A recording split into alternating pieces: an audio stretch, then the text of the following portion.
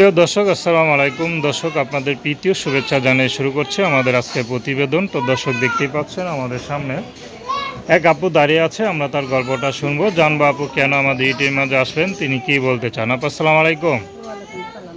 কেমন আছেন? ভালো আছি। নাম কি আপনার? আমার নাম অন্তরা। অন্তরা, খুব সুন্দর নাম। অন্তরা আপুকে আগে ইউটিউবার ছিলেন? জীবনে ওটিপি আসেনি, খুব কষ্ট করে আইছি।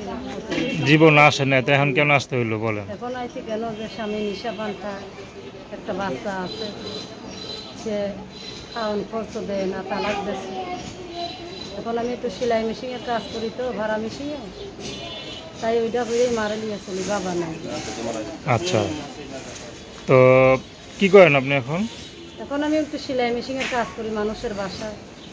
মানুষের ভাই সেলাই মেশিনের কাজ। একটা বয়স্ক লোক চাই যে আমার চিরজীবন পাশের আছে, বিয়ে শাদি করবে। আচ্ছা, তো সংসার করছিলেন কতদিন? সংসার করছিলাম তাও 4 বছর। 4 বছর। স্বামী কি কাজ করতো?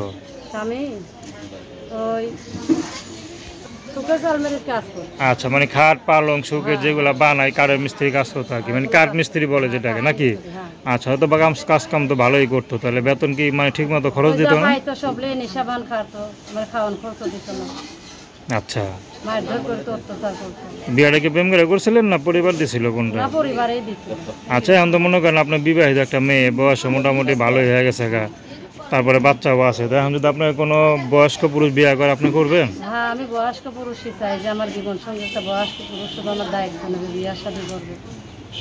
তারা সারা জীবন সেবা করে যেতে পারবেন? হ্যাঁ, পারবো, সেবা যত্ন করবো। তারা আবার ফালা যাবেন না তো? না। আচ্ছা, আপনার নাম কি বললেন? আমার নাম অন্তর।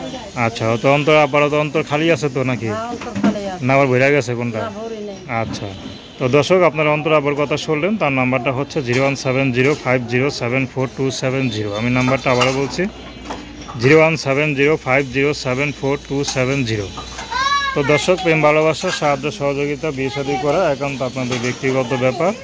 আসুন আমরা 5 ওয়াক্ত নামাজ পড়ি, সর্বদা দেশের সেবা করি। আসসালামু আলাইকুম।